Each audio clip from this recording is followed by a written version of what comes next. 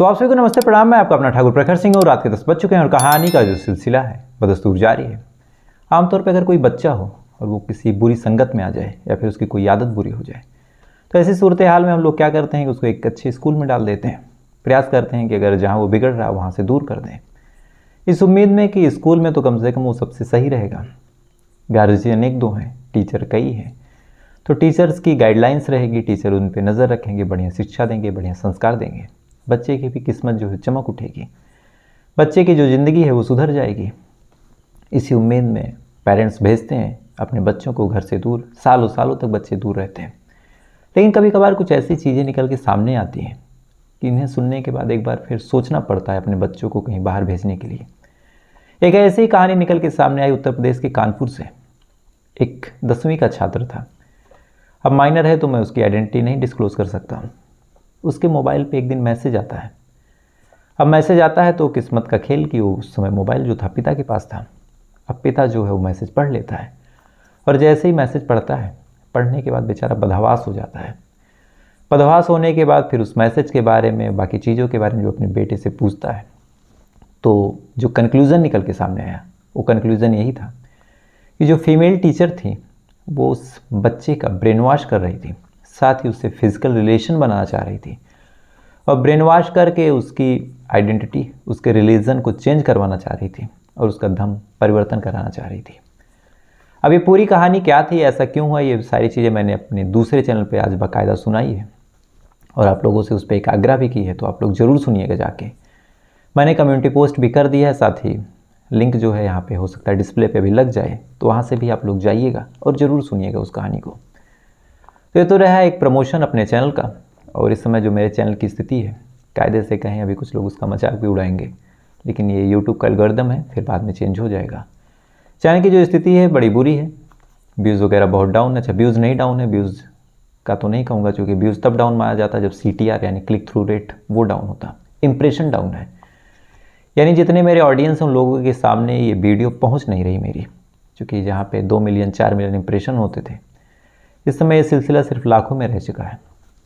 तो शायद कुछ यूट्यूब का टेक्निकल फॉल्ट है, क्योंकि 1-2 वीडियो नहीं बल्कि कई वीडियो में ऐसा हो रहा। तो अगर आप लोग सपोर्ट करना चाहें तो शायद वीडियो को लाइक कीजिए, अपने दोस्तों के साथ शेयर भी कीजिए। साथ ही मेरा नाम, मेरे चैनल का नाम 2-4 बार आप सर्च करेंगे तो हो सकता है सही हो जाए। अगर नहीं भी होगा तो भी बहुत दिक्कत नहीं है, आप लोग का प्यार है, आप लोग खुद ही इतना देखते हैं, ज़रूरी नहीं कि मिलियंस में व्यूज़ आए, जितने आ रहे हैं सब सही है। तो एक अपडेट थी, मुझे लगा आपको देनी चाहिए। तो जिन लोगों तक कहानी नहीं पहुंच रही या देर से पहुंच रही, एक बार वो फिर से चेक कर लें और शेयर और बाकी चीज़ें जो करना चाहें आप लोग सपोर्ट के लिए कर सकते हैं। अब आते हैं आज की कहानी की बात करते हैं। और आज की कहानी की बात करूं तो कई केसेस ऐसे होते हैं। आमतौर पे किसी के घर का कोई मामला है, मर्डर हुआ। अब मर्डर होने के बाद फिर वो आदमी पुलिस स्टेशन में कंप्लेन करता है। पुलिस वाले आएंगे, बॉडी चेक करेंगे, पोस्टमार्टम होगा, उसके बाद पुलिस वाले जाँच पड़ताल कर रहे हैं। अब जांच पड़ताल में अगर पुलिस वालों के पास कोई सबूत, कोई क्लू, कोई गवाह नहीं मिल रहा, तो ऐसी सूरत हाल में भी पुलिस वाले उस केस को छोड़ नहीं सकते, क्योंकि परिवार है, परिवार वाले लगातार आएंगे पुलिस स्टेशन में, पूछेंगे कि क्या हुआ। इधर तब तक ये मामला मीडिया और सोशल मीडिया पे भी पहुंच जाएगा, तो वहाँ से भी लोग पूछेंगे कि क्या हुआ, कितना काम हुआ। तो कहीं ना कहीं पुलिस वालों की एक तरह से जिम्मेदारी और एक तरह से बंधन बन जाता है कि इस केस को सुलझाना पड़ेगा। लेकिन कभी कभार ऐसे केसेज आते हैं जहाँ पे केस के बारे में कोई ना जानने वाला है, ना कोई पूछने वाला है, ना ही पुलिस वाले कभी कुछ पूछ रहे हैं, ना पुलिस वालों के पास कोई मजबूरी है। उसके बावजूद भी अगर पुलिस वाले कई ज़िलों का, कई राज्यों का चक्कर लगा लगा के अगर उस केस को सुलझाएं तो अपने आप में फिर पुलिस के लिए एक काबिल तारीफ बात होगी। और आज की कहानी में भी ठीक ऐसा ही हुआ। आज की कहानी में बॉडी मिली, सब कुछ हुआ, ना कोई सबूत, ना कोई गवाह, ना बॉडी को जानने वाला, ना पहचानने वाला, ना क्लू मिला, ना ही क्राइम सीन से कुछ मिला। पुलिस वाले एकदम उलझ के रह गए थे, लेकिन अचानक से एक कागज़ के टुकड़े ने पूरा केस सुलझा दिया। तो अपने आप में बड़ी हैरान करने वाली ये कहानी। तो सीधा सीधा इस कहानी का रुख करते हैं और इस कहानी की शुरुआत होती है दिल्ली से। बात अभी इसी महीने की है, इसी महीने की 1 या 2 तारीख की ये बात है। दिल्ली में एक नहर बहती है जिसका नाम है मुनक नहर, और इसी मुनक नहर में एक जगह है, एक प्लांट है, हैदरपुर ट्रीटमेंट प्लांट। 1-2 तारीख की ये बात है। सुबह सुबह पुलिस वालों के पास एक फ़ोन जाता है। अब सुबह सुबह पुलिस वालों के पास फ़ोन गया, पुलिस वाले को जब जानकारी मिली तो वहाँ पे पहुँचे। पहुँचने के बाद पुलिस वाले देखते हैं किसी प्लांट के पास नहर में, जो मुनक नहर है, उसी नहर में एक डेड बॉडी तैर रही। अब पुलिस वाले जो बॉडी देखते हैं तो फिर मशक्क़त करके जो लोकल गोताखोर थे उनकी मेहनत से, उनके सपोर्ट से उस बॉडी को बाहर निकालते हैं।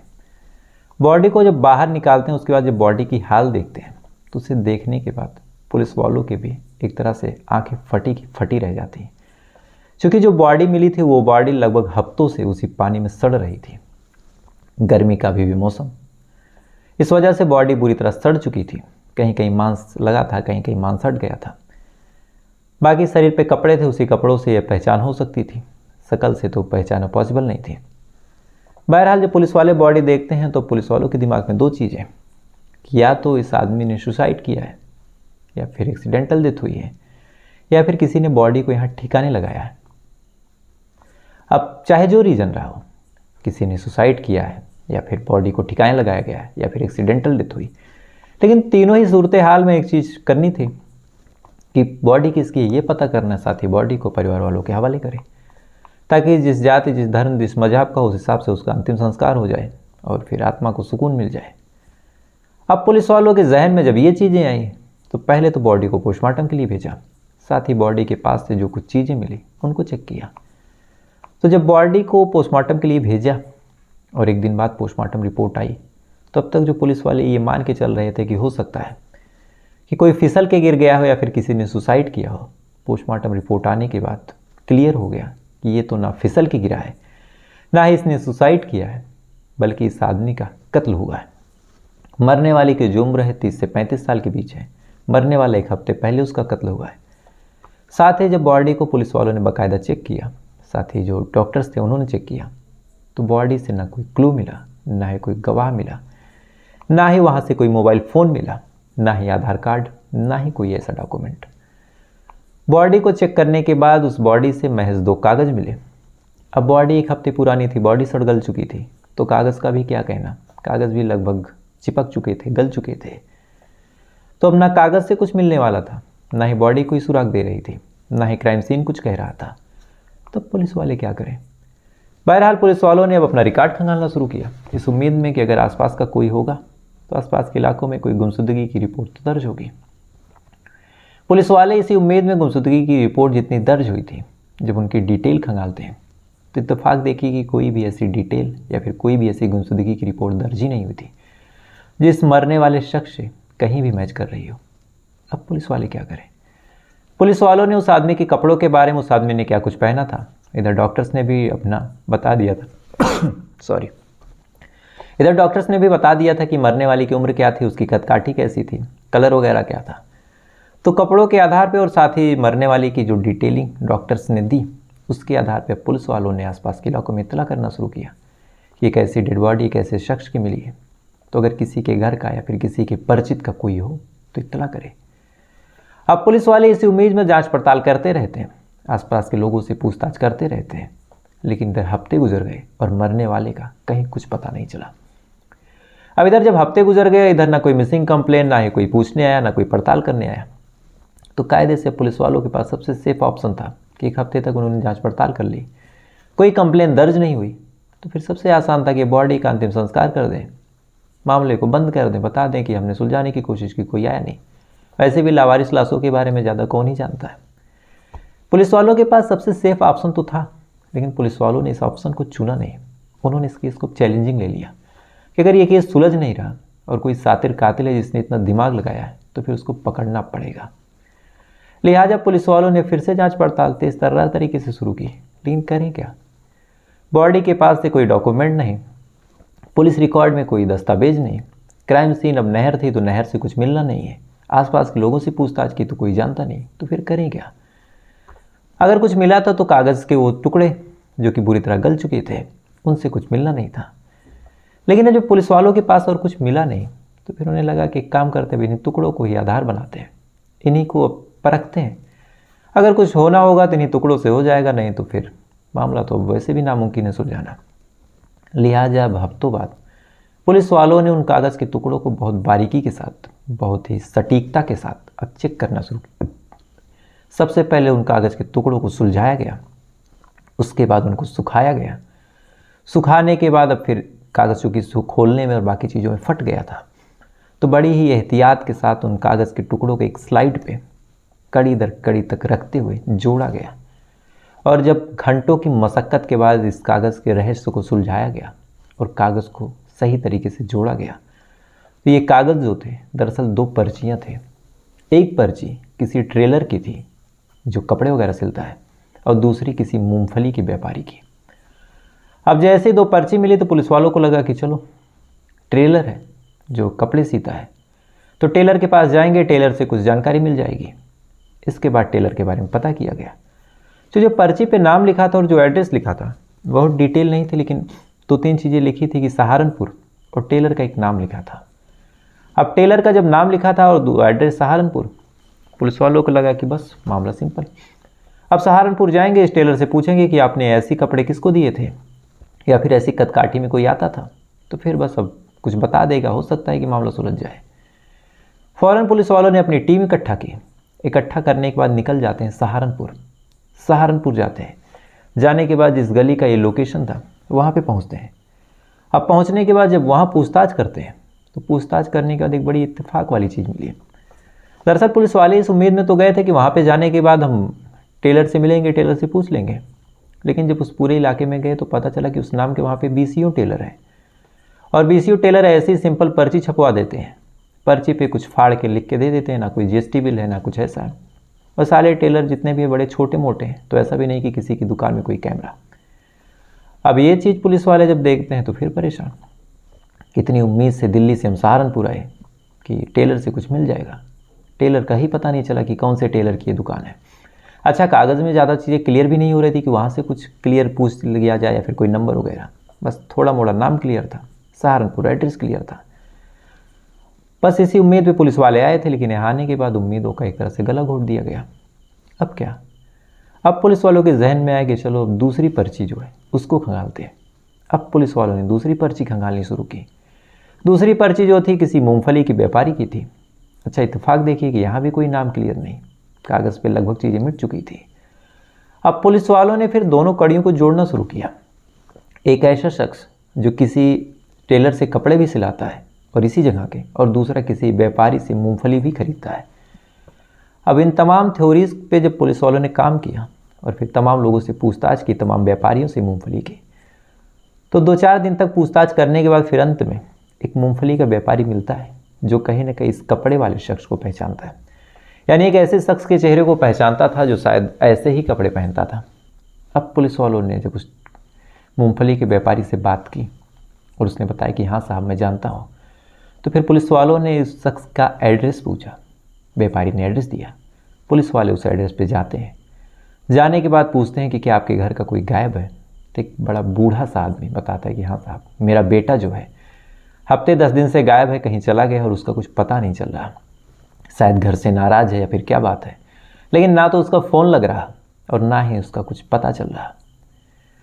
अब पुलिस वाले जब ये बात सुनते हैं तो उन्हें भी लगता है कि शायद यही वो घर है जिस घर की डेड बॉडी है। पुलिस वाले पत्थर का कलीजा करके उसके बाप को पूरा माजरा समझाते हैं। बाप के तो एक तरह से ऊपर दुखों का पहाड़ टूट पड़ा। बेचारा बॉडी लेता है, लेने के बाद पता नहीं किस कलेजे के साथ अपने बेटे का अंतिम संस्कार करता है। अंतिम संस्कार करता है, उसके बाद पुलिस वाले कहते हैं कि बाबूजी अब आप रिपोर्ट दर्ज करवाइए। पिता बेचारा रिपोर्ट दर्ज करवाता है। रिपोर्ट दर्ज करवाने के बाद अब पुलिस वालों से जो थे उस पिता से बेचारे से पूछताछ शुरू करते हैं। अब आमतौर पे कई ऐसे केसेस होते हैं जहाँ परिवार वाले कुछ मदद करते हैं। परिवार वाले कहते हैं कि हाँ कुछ डाउट तो है हमें, लेकिन यहाँ पे जब पुलिस वाले पूछताछ करते हैं तो परिवार वाले जो पिता थे, जो पत्नी थी, वो सब लोग कहते हैं कि साहब हमें तो कुछ पता ही नहीं कि किससे क्या दुश्मनी और कौन ऐसा कर देगा। अब ये चीज़ जब पुलिस वाले सुनते हैं तो फिर उन्हें लगा कि पूरा मामला ढाक के 3 पात, जहाँ से कहानी शुरू हुई कहानी वहीं पहुँच गई। अब पुलिस वाले फिर जांच पड़ताल शुरू करते हैं, फिर पता करते हैं, इस परिवार का बैकग्राउंड खंगालते हैं, आसपास के लोगों से पता करते हैं। तो जब तमाम लोगों से पूछताछ और आसपास के लोगों से बैकग्राउंड वगैरह खंगालते हैं तो पूरा बैकग्राउंड खंगालने के बाद जो चीज़ निकल के सामने आई वो चीज़ यही थी कि इस मरने वाले शख्स का इसके भाई से कुछ लफड़ा चल रहा था और कुछ दिन पहले झगड़ा भी हुआ था। और साथ ही इसका जो भाई है वो हरियाणा में जो एक जगह है पानीपत, वहाँ रहता था और वहीं पे कुछ टाइम तक ये भी रहा है। तो अगर हो सकता है तो उन लोगों से पूछताछ करो, हो सकता है वो लोग कुछ जानते हो। अब पुलिस वाले जब ये बात सुनते हैं तो अभी तक कोई क्लू था नहीं। एक नाम निकल के सामने आया, वो भी भाई का। पुलिस वाले पानीपत पहुंच गए, वहाँ पे भाइयों को उठाया गया। उठाने के बाद जब पूछताछ हुई तो शुरुआत में तो उन्होंने गोल गोल बातें घुमाई, लेकिन अंत में जब सख्ती बरती गई तो फिर उन्होंने पूरी कहानी बताई और अपना इकबाल जुर्म भी कर दिया। दरअसल जो बड़ा भाई था इस मरने वाले शख्स का, वो कामकाजी था नहीं। अपने ही भाई से पैसे मांगता, मांगने के बाद उसी पे ऐश करता। इधर ये बेचारा कभी मूंगफली बेचता, कभी कुछ और करता, उसी से अपना रोजी रोटी चलाता। तो लगातार जब पैसे वगैरह लेता रहा बड़ा भाई, तो छोटे भाई से कहीं ना कहीं मनमुटाव हो गया। अब सारी प्रॉपर्टी छोटे भाई ने खुद बनाई थी। इस वजह से एक दिन ऐसा हुआ कि गुस्से में आके छोटे भाई ने अपने बड़े भाई को घर से धक्के मार के निकाल दिया और कहा कि आज के बाद मेरे पास मत रहना। अब ये चीज़ जैसे ही भाई देखता है, उसको लग जाता है कि इसने मेरा अपमान किया है और मैं बदला लूँगा। तो बदला कैसे लूँगा?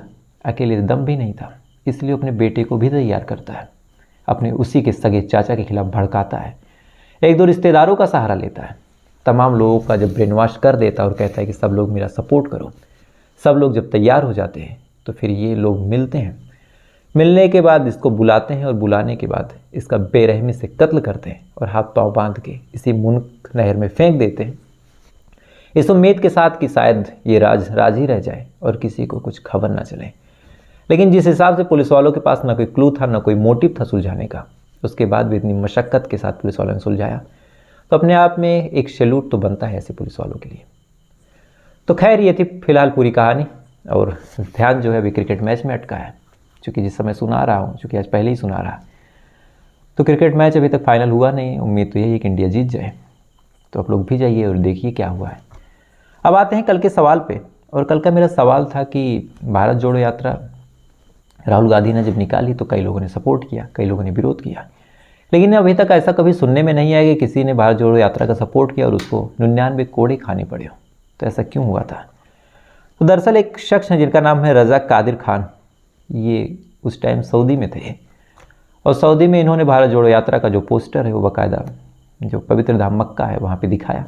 इस वजह से वहाँ की सरकार को, वहाँ के प्रशासन को ये चीज़ रास नहीं आई कि यहाँ पे आए हैं कुछ सबाब का काम करने और यहाँ पे आप पॉलिटिक्स कर रहे हैं। इस वजह से उन्होंने पनिशमेंट दी कि कुछ महीने जेल और 99 कोड़े। हालांकि 99 कोड़े उनको पड़ भी गए।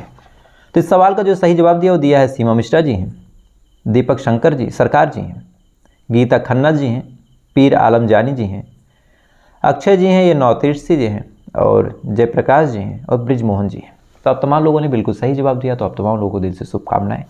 ऐसे ही अपना ज्ञान बढ़ाइए, हम सबका ज्ञान बढ़ाइए। अब आते हैं आज के सवाल पे। और आज का मेरा सवाल है कि दुनिया का सबसे महंगा फूल कौन सा है?